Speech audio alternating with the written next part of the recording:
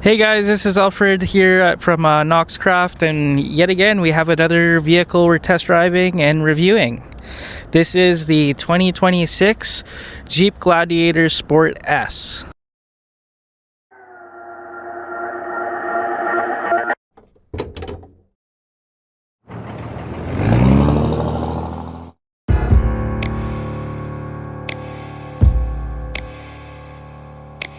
Anybody tell you it's gone way too far?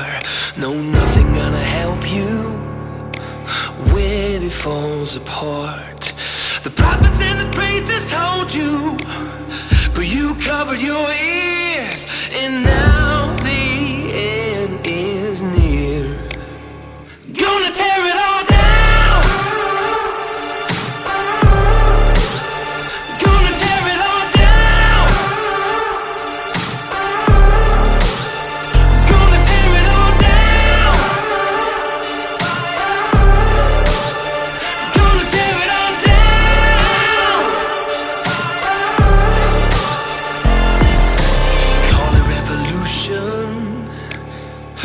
Whatever you need, make a resolution, battle till you bleed. Prophets and the preachers warned you, but you waited too long, and now your chance is gone. Gonna tear it all down.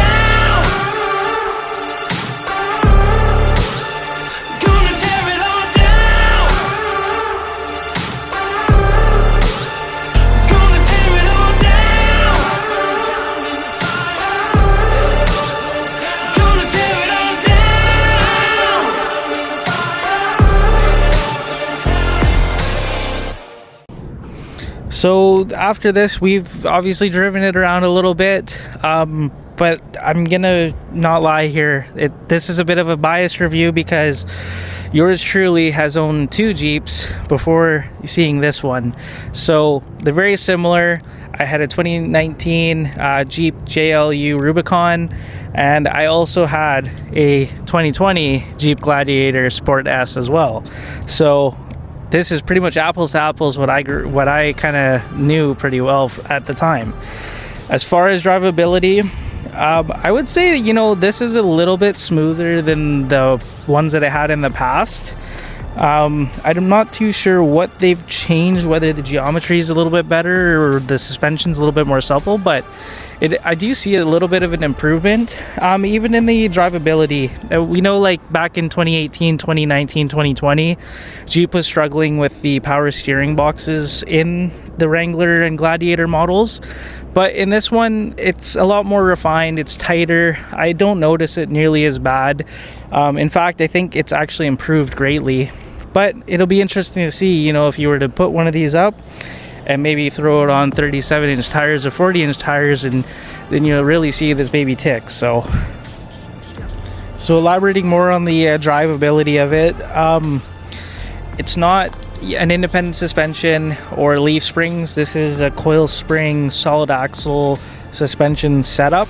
So you have a live rear axle, and you also have a live front axle.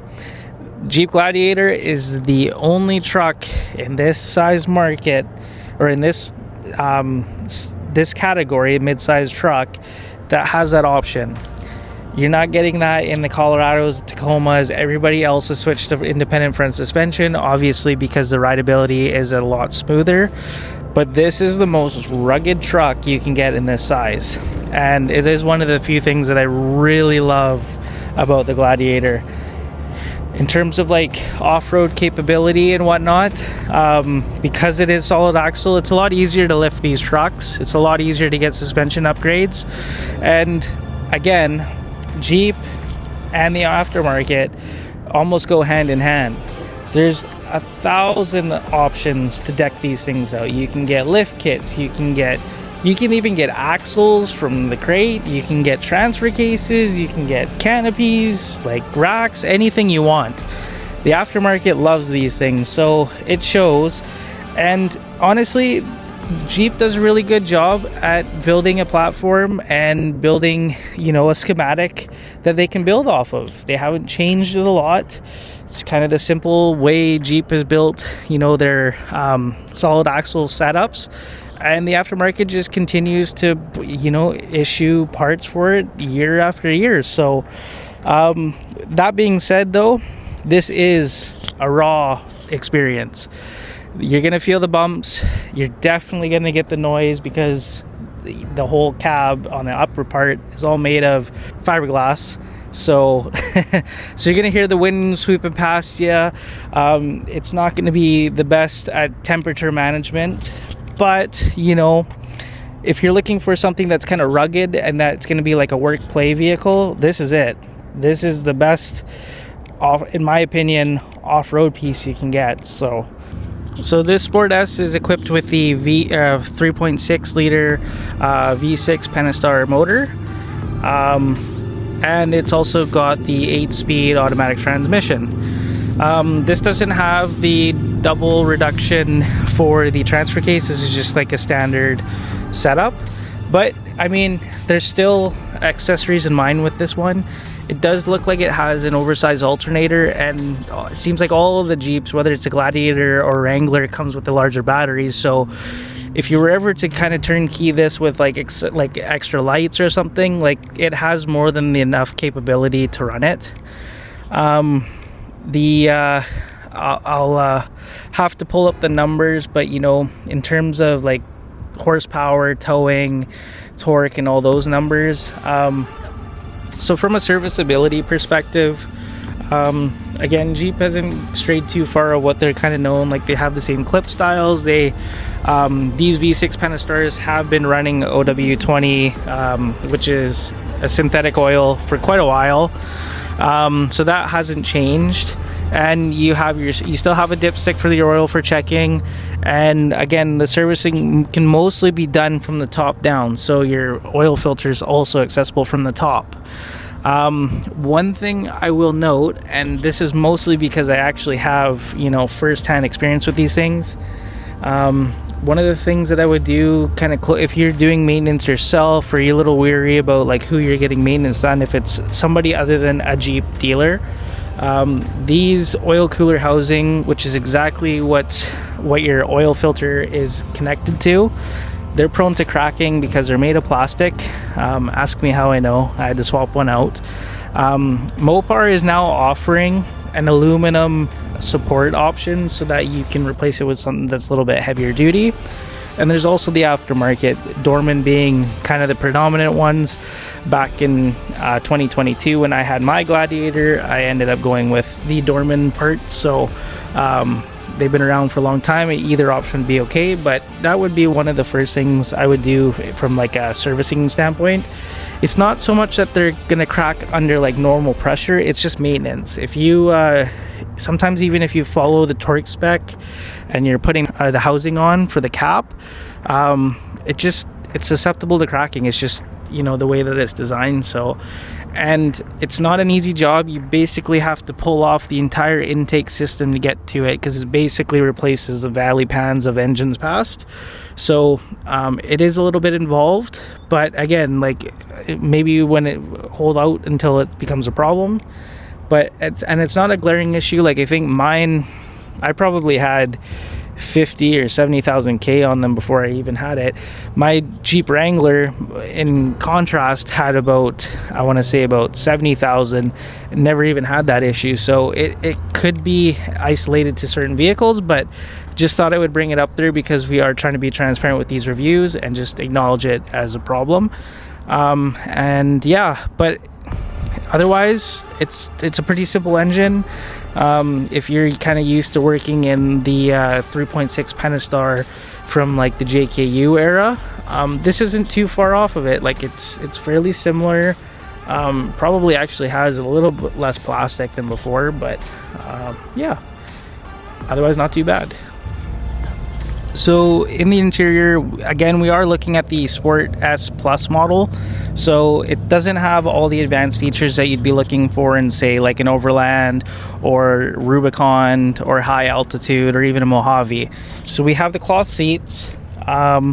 These cloth seats are not heated actually. And the other thing too, this is new actually. This is something I didn't notice on mine. This upholstery paneling used to be plastic or leather even, but now they've come into this cloth seat, so it kind of looks cool. It looks kind of like a denim suede in the interior, makes it kind of, you know, a little bit more rugged looking.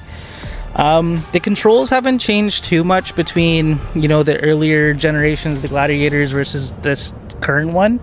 You still have the same buttons on the steering wheel. You have the same controls for your lights, wipers, and all that.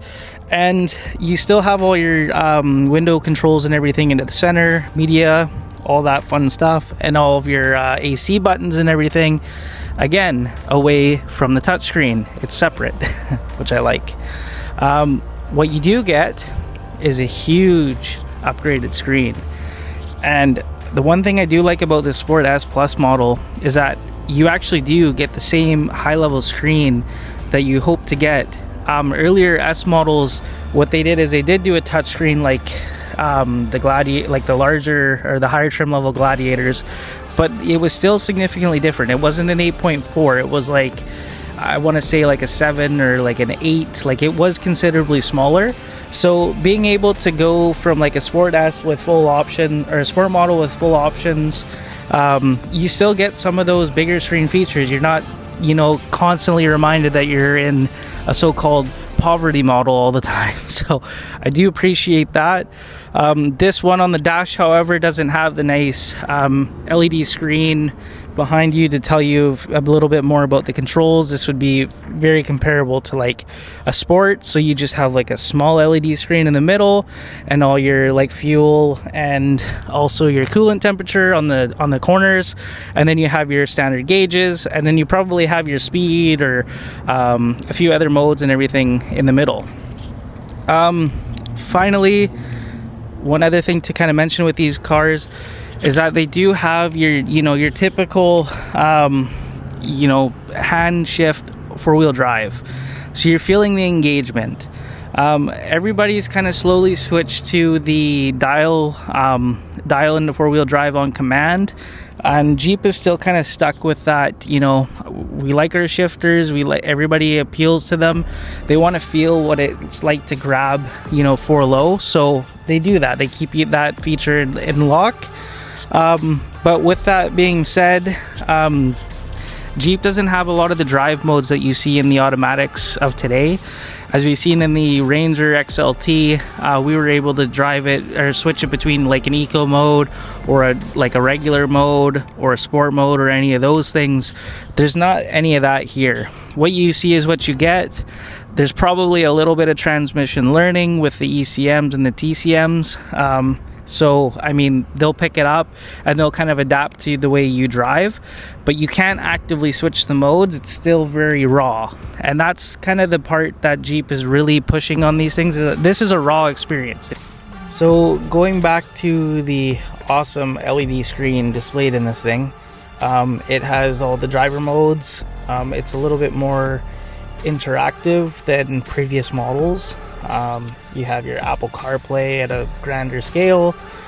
You also have a few more features. So as we said, like, there is the HVAC controls incorporated in below the screen with the use of buttons, but it still has a little bit of the climate control settings on the screen if you'd like. This is probably more important if you're going into heated seats. It'll kind of give you a few more options, and it also looks like if you were to have say a Wrangler model, it probably has a few more details there to pertain to the back glass and wipers and heated glass and whatnot. So it has the phone modes, and then you have the vehicle modes. So this kind of allows you a few more controls, like you have the rear view camera, you can get into the settings, and then it has the one thing that we did like about, I used to like about my Rubicon, it has this off-road setting, so it tells you, is your transfer case locked or unlocked, your steering angle. If you have the Rubicon, it also tells you how how your sway bar disconnect is, if it's either locked or unlocked, and also tells you if your axles are locked. So this being a Sport S, doesn't have lockers, doesn't have the sway bar disconnect, so we don't see that obviously on the screen. It tells you, you know, your latitude, longitude. If you ever get stuck and you need to call for help, well, you don't even have to pull up Google Maps or use satellite. It'll just tell you. It has a few gauges in addition to what you have on your display. You have your coolant temperature and your fuel range, but in here you have your oil temp, oil pressure, coolant temp, trans temp, and battery voltage. And something, I don't know who came up with it first, whether it was a Jeep thing or Toyota thing, but your pitch and roll. And if you're getting into some crazier obstacles and you want to know like what angle, hey man, like I just did something and it felt like I was going to tip over, you pull up the roll and it tells you how many degrees you were on an angle there. And sometimes you might be surprised of how well these things can articulate and whatnot. So yeah, there's quite a few options here, and then you have the apps. Obviously, the deeper you go into it with like the Jeep app itself, you can start getting into more details, and Uconnect is obviously a lot more advanced than it was, you know, even 10 years ago. So the more connectivity, this has a lot more connectivity than you would normally see. As far as safety features, this one does not have blind detection, which is okay if you're looking for, again, a raw experience, something that can off-road with all the sensors going off every time you drive in the trees. This isn't going to tell you that there's those issues.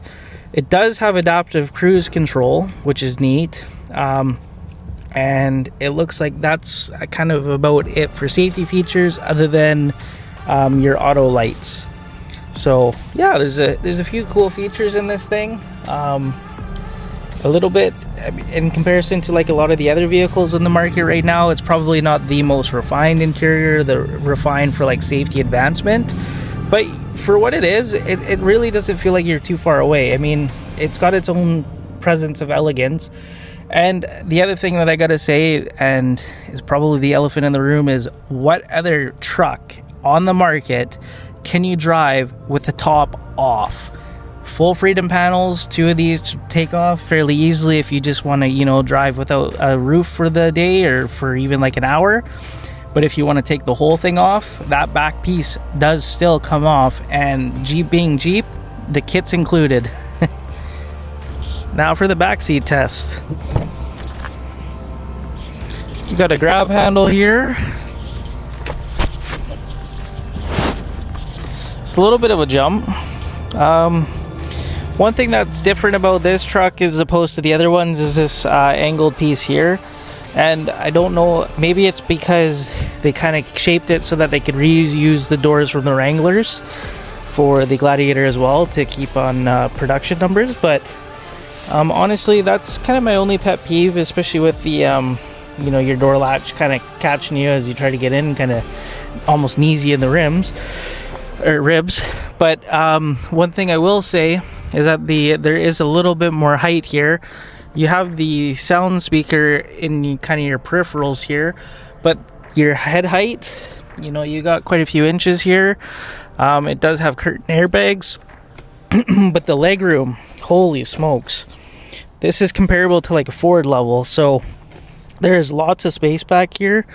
Obviously my wife moved up a little bit, but so if you kind of back it up, you kind of lose a little bit of that, but at the same time, I mean, it's still pretty comfortable. You got your two cup holders, you got your air conditioning and whatnot vents back here. For all it's worth, it's really not too bad. I've seen, you know, worse trucks in this series in the mid-size that probably are at least accommodating to passengers. So, and to get out, you just, you know, slide out. That is one other thing though, Jeeps tend to get dirty, and when you do come out, you end up sliding on here. So that's another, just, you know, having this little angle piece, I know it's saving production money and everything, but that's probably my only pet peeve with these back seats. So one of the important parts about the truck is the bed of the truck. That's your payload, that's your towing, that's where all the weight's going to be stored. That's why we have trucks. So unfortunately with the Gladiator, in comparison to a lot of the other trucks on the market today, this is just a 5-foot box option. There's no 6-foot, there's no other size options. What you get is what you get with the Gladiator. And you know, from that perspective, from an options point of view, it's not great. There's better options, but aftermarket support. This is one thing I love about Jeeps. You want, you know, a rack that is configured one way, but you don't like the look of it. There's another manufacturer that probably has a very similar rack that's configured differently. And there's probably another 50 options after that, which is the coolest part about why Jeeps are so buildable, is because of the aftermarket support. So in terms of bed versatility, you basically have any option you want. You can have a canopy, you can have a rooftop tent on a canopy, you can have a flat platform rack, you can have a mid-level rack. All those options and more are available with these Gladiators, obviously through the aftermarket, but still, it just goes to show you how buildable these things are. So the other thing though to look at is that this is the Sport S, and I mean, Jeep and Mopar, they love to tell us of all the things that we could have had but don't. So as you can see, there's a number of blanks inside the truck bed itself. There's probably a plug-in and a few electrical upgrades, but those aren't present here. But you still have your tie downs, you still have your drain plugs. Those are really good to have. And the other thing too, the tailgate does have, you know, a hydraulic assist, so that's a nice feature to have with the newer trucks, a soft open. You have to close it yourself though. One thing that's not really pointed out on very many vehicles that personally drives me nuts is that I like to have canopies or rooftop tents and things on my vehicles, and everybody has a third brake light at the top of the cab here. This one thing I do really like about Gladiators, and I liked about my old one as well, here's your third brake light right on the tailgate. It's a very inexpensive feature. They've made it happen, and it just keeps you DOT or CVSC compliant no matter what, because now here's your third light, and you don't have to play around with any canopy wiring to get that option. So this one has a few tow options. It doesn't have a tow hook on this particular model, but those can be installed either with the Mopar part number or aftermarket. But it does have the tow plug, so you got your 4-pin, you got your 7-pin, and you've got a recovery point. So if you ever get into a sticky situation, you need help getting out, at least you got a rigid mounted recovery point here, and you've got the 2 hooks in the front that we talked about earlier. So this one's a little bit simple. It has the non-LED lights for the rears, but they are in the shape of the Jeep that we know and love. And obviously with most modern vehicles after 2018, we also have the backup camera as well. So as you've seen, we talked about a few of the things. We talked about the truck itself, the engines and components, the interior. We've also talked about the box and the options with that. And so here we are at the verdict and how it compares and to the other vehicles we've looked at and test drove. So this time we've only, just to kind of recuperate or reintroduce what we did last time, we have just test driven the Ford Ranger XLT, in which case this Gladiator Sport S Plus model would be ultra comparable because that XLT had a few extra options, and so does the Sport S. What we haven't driven is a Canyon, Colorado, Tacoma, Frontier lineup, and we'll probably end up throwing the Ridgeline in this comparison as well. But we have at least sat in the interior. So in interior wise, I would say that from, having all the features, this probably ranks a little bit lower. It's a little bit more simple. Cloth seats, which they all have, a little bit more firm, a little bit more heavier duty. The interior is, not overly crazy. You don't get like this huge infotainment package, but it's still keeping up. It still has a fairly large touchscreen in comparison with the other vehicles in the market. So in terms of roominess in the cab, it's honestly not too bad. So It is, you know, a little bit, it's not as sleek. The windshield, it's a Jeep, so it's got a very sharp angle.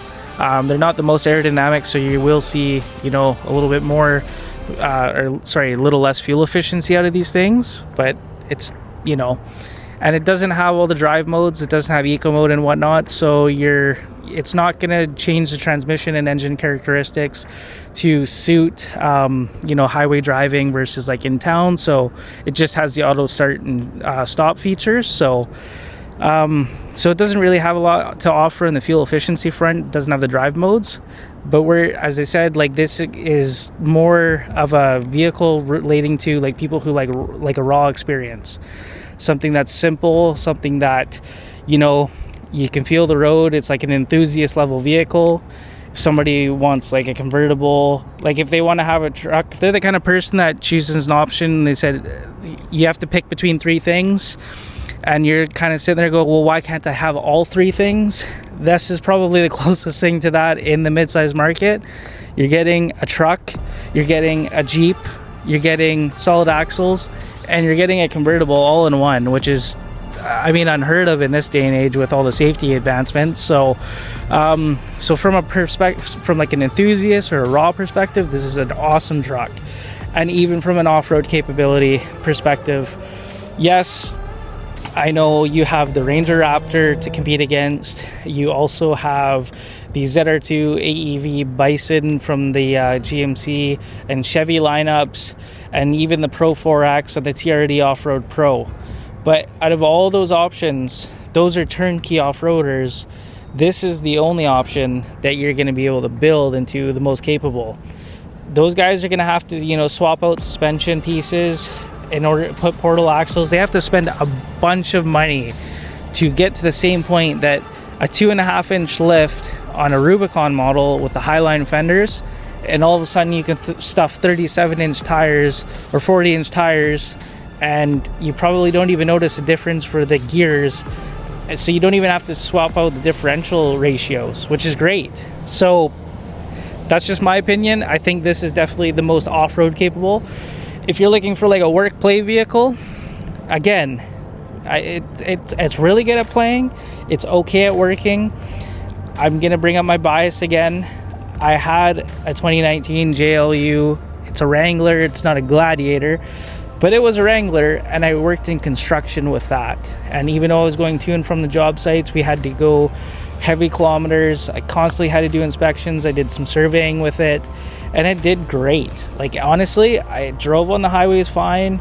I had to, you know, went through a little bit more gas, and it probably wasn't the most comfortable out of all the vehicles that in this series that you could compare to, but it was fine. Like, I have pictures of going like all the way into the interior, like all the way to like almost in a cusp, and it was fine. So, I mean, it's kind of pick your poison. If you're just working and you need a commuter, probably not the best option. But if you're looking like for an all-around, and your main focus is going to be to go play, to go explore in the mountains, to go off-roading, to take it on FSRs, to take it on trails, or to even have a project that you could really build upon and are looking for heavy aftermarket support, this is it. In the midsize options, this is your option. This is the best option. But if you're looking for something that's more, you know, work as opposed to play, can do the trails, and, you know, you kind of want it turnkey, probably a few other options in this lineup that might be more suitable for you.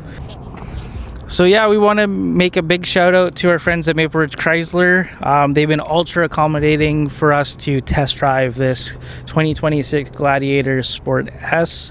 We're super stoked to be in the driver's seat of this today and to present it to you awesome folks on our channel, waiting and anticipating these review videos. We're hoping to continue on with this segment. This will be strictly a comparison between all the midsize trucks. We've done the Ford Ranger XLT, and to compare to that, we've now test driven the Gladiator Sport S, and we're hoping to test out the GM lineup, the Toyota lineup, the Nissan lineup, and we might even throw in a Ridgeline. I'm still trying to figure out if that more or less competes with the Maverick versus the midsize trucks. So we'll do a little bit more digging, but rest assured, we will try to hit all those vehicles, at least this GM, Toyota, and Nissan lineup. So yeah, thanks for tuning in, and we will see you in the next review.